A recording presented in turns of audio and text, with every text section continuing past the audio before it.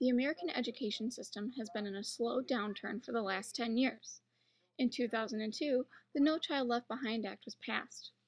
Under the No Child Left Behind Act, schools must show improvement. The goal, to have all students proficient in reading and math by 2014. Math scores are creeping up, but reading scores are only staying the same. They figure their averages by testing students annually through standardized testing.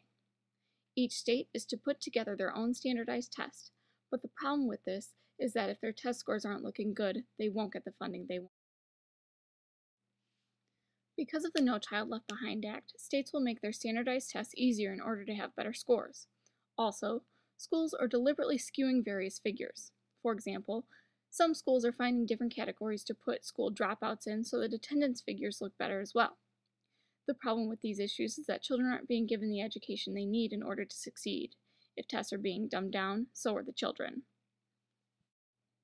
Samantha Luschan, a third grade teacher in Lowell, says, "We have to focus solely on material that will be on the state standardized test. This makes school about passing a specific test rather than about learning as a goal itself. Teachers, like Mrs. Luschan, have to make sure their students pass these tests in order to keep their jobs if they aren't tenured." Tenure gives teachers a permanent teaching position after a few short years of working. The overall aspect of tenure is to protect teachers from being fired for personal, political, or other non-work related reasons.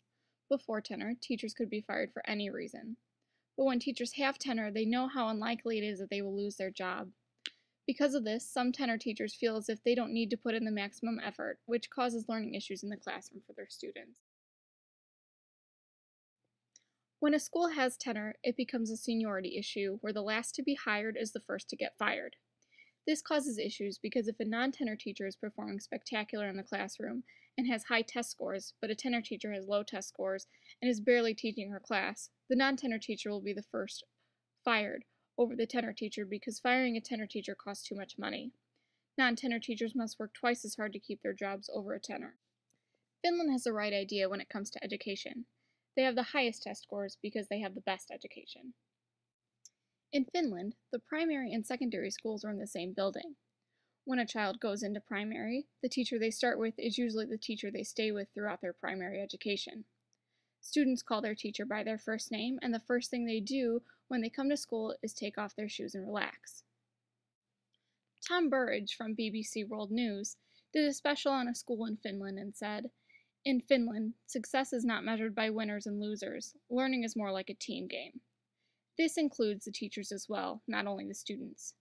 Tom goes on to say that all the teachers must have a master's degree in order to teach to ensure the best for the students. A fun fact about Finland's education that I know all students in America would love to have is that children in Finland do the least amount of class hours per week in the world and receive the best results. This is because they have more time during recess and gym to do things such as skiing. The children can't learn if they don't play. In summary, when it comes to education, the United States should focus on Finland's way of educating. We must get rid of the No Child Left Behind Act, standardized testing, and tenure in order to help children learn the way they are capable and to have more time to focus on the subjects that need to be well addressed. Also, taking time to let the children have fun and relax will help them to focus more in the classroom. A special thanks to Samantha Luschan, who took the time to do an interview with me.